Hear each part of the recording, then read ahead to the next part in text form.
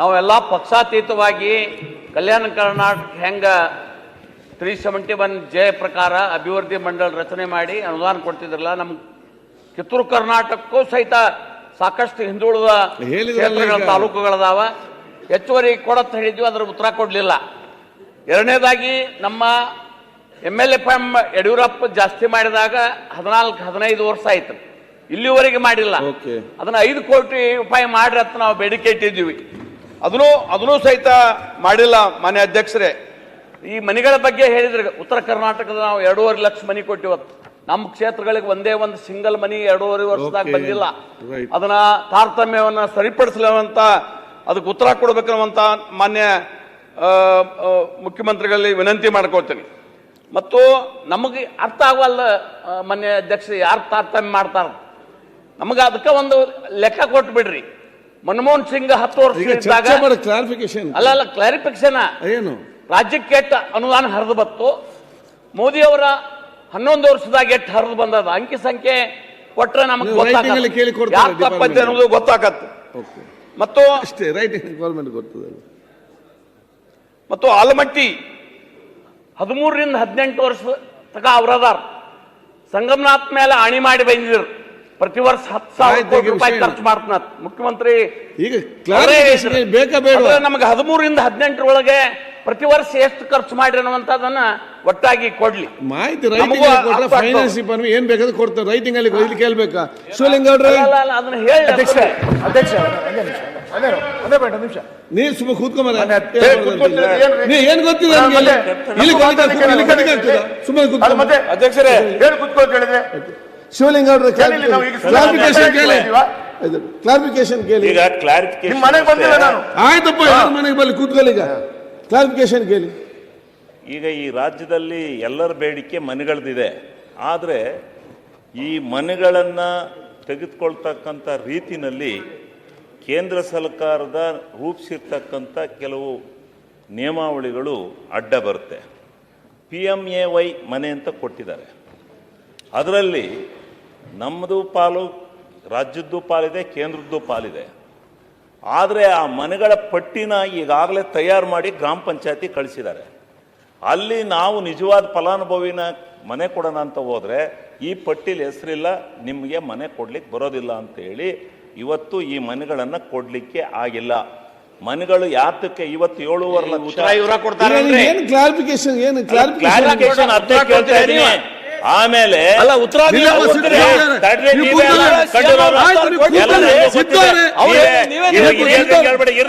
ನೀವು ಮಾತಾಡೋ ಸುಮ್ಮನೆ ನಾವು ಸುಮ್ಮಕ್ಕೂ ಹೇಳ್ತೀವಿ. ಶಿವಲಿಂಗಂ ಕ್ಲಾರಿಫಿಕೇಶನ್ ಕೇಳಿ. ಮತ್ತೆ ಅಲ್ಲ, ಏನ್ ಕ್ಲಾರಿಫಿಕೇಶನ್ ರೀ? ಪ್ರಧಾನಮಂತ್ರಿ ಆವಾಸ್ ಯೋಜನೆ ಅಂತ ಹೇಳಿ, ಪ್ರಧಾನಮಂತ್ರಿ ಆವಾಸ್ ಯೋಜನೆ ಅಂತ ಹೇಳಿ ಇಡೀ ರಾಜ್ಯದಲ್ಲೆಲ್ಲ ಮನೆಗಳನ್ನ ಕಟ್ಟಿ ಅರ್ಧಕ್ಕೆ ನಿಂತಿದ್ದಾವೆ. ಅದನ್ನ ಹೇಳ್ತಾ ಇದ್ದೀನಿ ತಡ್ರಿ. ಪೂರ್ಣಗೊಳಿಸ್ತಕ್ಕಂಥದ್ದಕ್ಕೆ ಒಂದು ನಿರ್ಧಾರ ಈ ಸದನದಲ್ಲಿ ಆಗಬೇಕು. ಏನಾಗಬೇಕು? ಮುಖ್ಯಮಂತ್ರಿಗಳು ಏನೇನೋ ಮಾಡಿ ಆ ಫಲಾನುಭವಿ ಏನು ಕೇಂದ್ರ ಸರ್ಕಾರ ನಾನು ಕೊಡ್ತೀನಿ ಅಂತ ಹೇಳಿ ಕೊಟ್ಬಿಡುತ್ತೆ ಕೇಂದ್ರ ಪುರಸ್ಕೃತ ಯೋಜನೆಗಳನ್ನ. ಆ ಯೋಜನೆಗಳನ್ನ ಕೊಟ್ಟಾಗ ಅವನ್ನ ಪೂರ್ಣಗೊಳಿಸ್ತಕ್ಕಂಥ ಜವಾಬ್ದಾರಿ ಕೂಡ ಆ ಯೋಜನೆ ತಂದಂತವರಿಗೆ ಕೇಂದ್ರ ಸರ್ಕಾರಕ್ಕೆ ಇರಬೇಕು. ಅಲ್ಲಿ ಏನಾಗಿದೆ? ಪ್ರಧಾನಮಂತ್ರಿ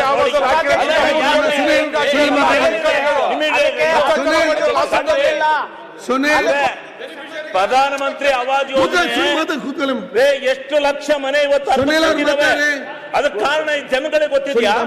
ಇದು ಯಾವ್ದು ರೆಕಾರ್ಡ್ಗೆ ಹೋಗಲಿ? ಕಾರ್ಯಕರ್ತರು ನೀವೇ ಬಿಡಿ. ಆಯ್ತು ಕೊಡ್ರೆ. ಸುನಿಲ್ ಮಾತಾಡಿ.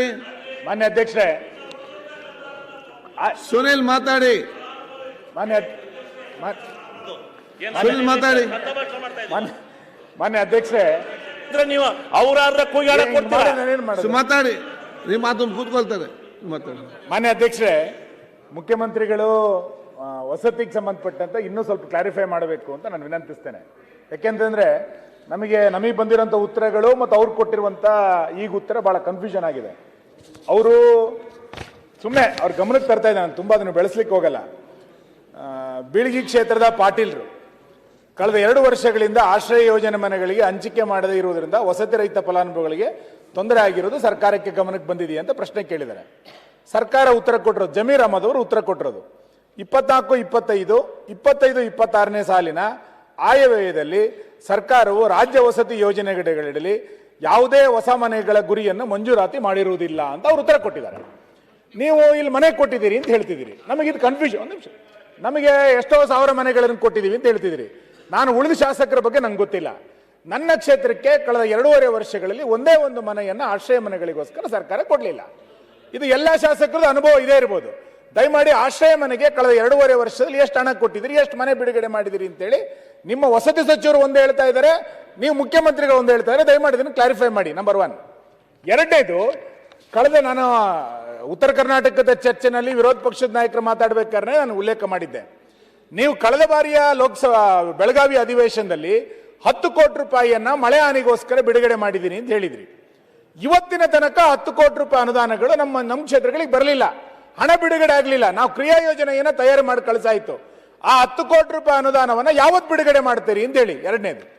ಮೂರನೇದು, ನೀವು 23-24ನೇ ಸಾಲಿನ ಬಜೆಟ್ನಲ್ಲಿ ಪ್ರಗತಿ ಪದ ಅನ್ನುವಂಥ ಯೋಜನೆಯನ್ನ ಸರ್ಕಾರ ಬಿಡುಗಡೆ ಹೇಳಿತ್ತು. ಅದಾದ ನಂತರ 2ನೇ ಬಜೆಟ್ನಲ್ಲಿ, ಅಂದ್ರೆ ಕಳೆದ ಬಾರಿಯ ಬಜೆಟ್ನಲ್ಲೂ ಕೂಡ ಹೇಳಿದ್ರಿ, ಆ ಪ್ರಗತಿ ಪಥ ಯೋಜನೆಗೆ ನಾವು AIDB ಇಂದ ಲೋನ್ ತಗೊಳ್ತಾ ಇದೀವಿ, ಅದನ್ನು ಮುಂದುವರಿಸ್ತಾ ಇದೀವಿ ಅಂತ. ನೀವು 2 ವರ್ಷದಿಂದ ಏನು ಹೇಳ್ತಾ ಇದ್ರಿ ವಿನಾ ಇಲ್ಲಿಯ ತನಕ ಟೆಂಡರ್ ಆಗಲಿಲ್ಲ. ದಯಮಾಡಿ ಮಾನ್ಯ ಮುಖ್ಯಮಂತ್ರಿಗಳು ಆ ಪ್ರಗತಿ ಪಥ ಯೋಜನೆ ಇದೆಯೋ ಇಲ್ವೋ, ಅದನ್ನು ಕಂಪ್ಲೀಟ್ ಕ್ಲೋಸ್ ಮಾಡಿದಿರೋ ಏನು ಅನ್ನೋದನ್ನ ಕ್ಲಾರಿಫೈ ಮಾಡಬೇಕು ಅಂತ ನಾನು ವಿನಂತಿಸ್ತೇನೆ.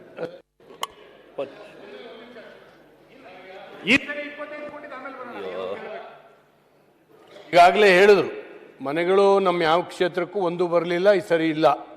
ಆದರೆ ನಿಮ್ಮ ಮಂತ್ರಿಗಳು ಇಲ್ಲೇ ಪಕ್ಕದಲ್ಲಿ ಕೆಲವು ತಾಲೂಕುಗಳಿಗೆ ಹೋಗಿ ಅಲ್ಪಸಂಖ್ಯಾತರ ಸಭೆಗಳಲ್ಲಿ ನಿಮಗೆ ಎಲ್ಲಿ ಅದು ಕುಡ್ಚಿನಲ್ಲಿ ಹೋಗಿ 500 ಮನೆನ 1000 ಮನೆ ನಿಮ್ಗೆ ಒಂದೇ ಊರಿಗೆ ಕೊಡ್ತೀನಿ ಅಂತ ಹೇಳ್ತಾ ಇದ್ದಾರೆ.